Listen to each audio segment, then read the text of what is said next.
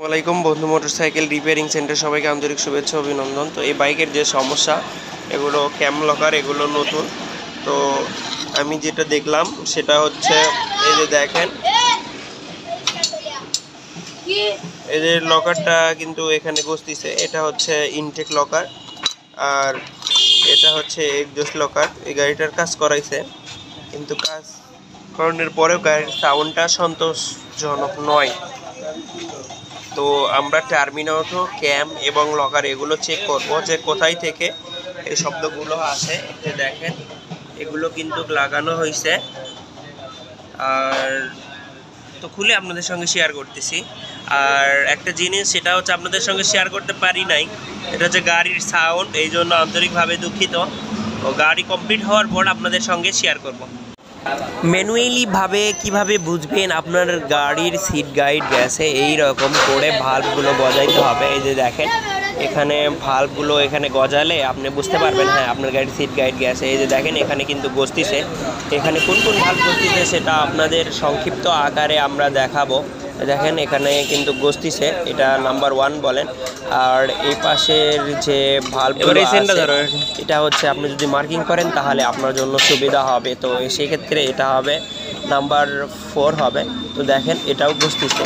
তো আপনারা যখন একটা গাড়ির ইঞ্জিনের কাজ করাবেন, এই গাড়ির ইঞ্জিনের কাজ 2 থেকে 3 বার করাইছে সবাই, ক্যাম লকার অনেক কিছু চেঞ্জ করছে। গাড়ির হচ্ছে সিট গাইডের সমস্যা, এই জন্য গরম হলে গাড়ির সাউন্ড ফেটে যায়।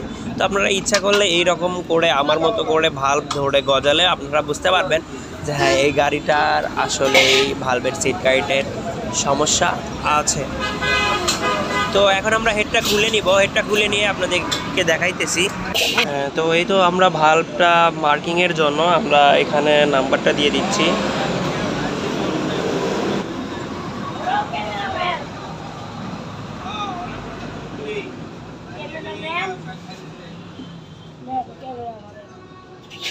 তো এবার আপনাদের দেখাবো যে কোন ভালভের কি সমস্যার কারণে এই শব্দটা আসে। তো এই তো দেখেন, এই যে এটা কিন্তু গস্তিছে। এটা গজার কারণেও গাড়ি হাই স্পিডে আপনার সাউন্ড ফেটে যাবে। 4 নাম্বার গেল, এবার আমরা 3 নাম্বার দেখব। তো 3 নাম্বারটা ঠিক আছে। এবার দেখাবো হচ্ছে 1 আর 2। তো এই তো দেখেন, ভালো করে দেখেন আপনারা, এখানে 1 নাম্বার গস্তিছে, আর এখানে দেখেন এই যে 2 গস্তিছে। মোট কথা এখানে আমরা যেটা দেখলাম 1, 2 আর হচ্ছে 4, এগুলো গস্তিছে। এইগুলোর কারণে কিন্তু আপনার এই গাড়িটার সাউন্ডের সমস্যা হবে। যেহেতু এই গাড়ির ক্যাম লকার সব নতুন, তাও গাড়ির সাউন্ড আপনার সমস্যা সমাধান হচ্ছে না। এখন এটা আমরা গাড়িওয়ালা ভাইকে দিব। তো এখানে কিন্তু দেখেন, এখানে ফাঁকা আছে, এত লড়ান হবে না। তো এই দেখেন গস্তিছে, এটাও গস্তিছে।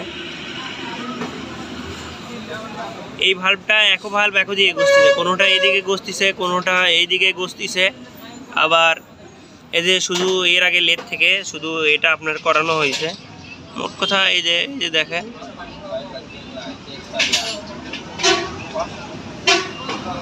এই যে দেখেন। তো যাই হোক, এগুলো করতে হবে।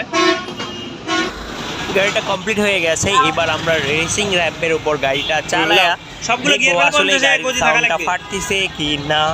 যদি না ফাটে তাহলে 100% ওকে আছে, কারণ রাত্রেবেলা বা আপনার রাস্তায় এরকম করে গাড়ি চালাইতে পারবেন না, সেই জন্য আমাদের কাছে র্যাম্প আছে। আমরা র্যাম্পে গাড়িটা চালায় দেখবো গাড়ির সাউন্ডের কি অবস্থা, আর শেষে আপনাদের সঙ্গে সাউন্ড সম্পর্কে শেয়ার করব। তো এখন গাড়িটা চলুক, আর গাড়িটার কত পর্যন্ত আমরা টানাটানি করছি র্যাম্পের উপর সেটা আপনাদেরকে আমরা দেখাবো। তো আপনারা দেখেন, ভালো লাগলে অবশ্যই আমাদের ভিডিওতে লাইক শেয়ার করছেন। 50 লাও লাও লাও লাও, চালাও চালাও চালাও, 50 বা 60।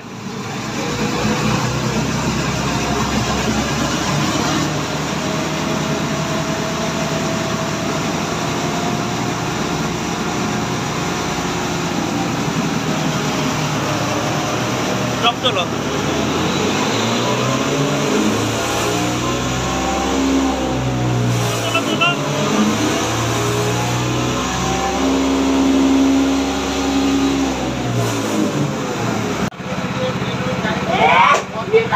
এই তো গাড়ির সাউন্ডটা দেখেন, যেহেতু সাইড কভার এগুলো গাড়িওয়ালা ভাই ওখানে রাখে দিছে, এই তো সাউন্ডটা দেখেন।